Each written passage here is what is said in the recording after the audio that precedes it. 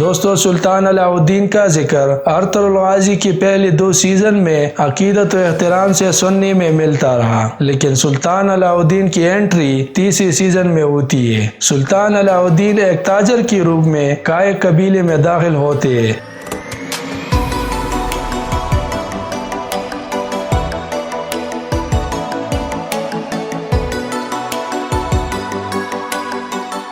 اور آتی ہی کائی قبیلے کو قالینوں کی تجارت کے عوض کثیر سونا ادا کرتے ہیں۔ اس وقت ارطغرل چونکہ قبیلے میں موجود نہیں تھے، اس لیے دندار حائمہ خاتون اور حلیمہ سلطان سلطان علاء الدین کو تاجر سمجھ کر خوش آمدید کہتے ہیں۔ سلطان علاء الدین تاجر کے بیس میں آ کر یہ دیکھنا چاہتے تھے کہ انہوں نے ارطغرل کی جو شہرت سن رکھی ہے، ارطغرل اس پر کتنا پورا اترتے ہیں۔ اور جب ارطغرل قبیلے میں لوٹ کر آتے ہیں تو سلطان چپ کر ارطغرل کا اپنے سپاہیوں سے کیا جانے والا خطاب سنتے ہیں، جس میں ارطغرل سپاہیوں کو ریاست سے وفاداری اور اللہ تعالیٰ کی خاطر جہاد کے لیے تلواریں تیز رکھنے کی تلقین کرتے ہیں۔ سلطان ارطغرل کے سامنے نہیں جاتے، جس سے یہ معلوم ہوتا ہے کہ ان دونوں کی پہلے ملاقات ہو چکی تھی، جسے اسکرین پر نہیں دکھایا گیا تھا۔ اس کے بعد سلطان خانلی بازار چلے جاتے ہیں، جہاں وہ لوگوں سے اور تاجروں سے ارطغرل کے بارے میں معلومات اکٹھی کرتے ہیں، تو انہیں تسلی ہو جاتی ہے کہ ارطغرل ایک اعلیٰ کردار اور ریاست کے وفادار انسان ہے۔ اور اسی دوران ارطغرل اپنے سپاہیوں کے ساتھ جب صلیبی گورنر ویسیلس کے ایک خطرناک جال میں پھنس جاتے ہیں تو صلیبی ہر طرف سے ارطغرل اور ان کی سپاہیوں کو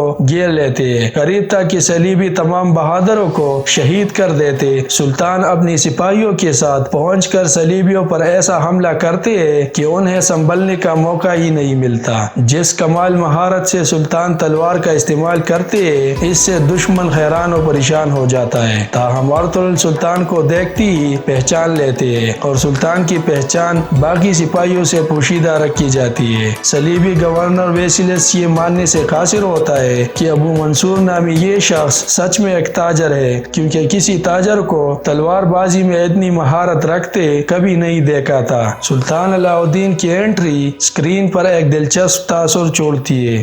آج کے لیے اتنا ہی دوستو، نیکسٹ ویڈیو تک کے لیے اللہ حافظ۔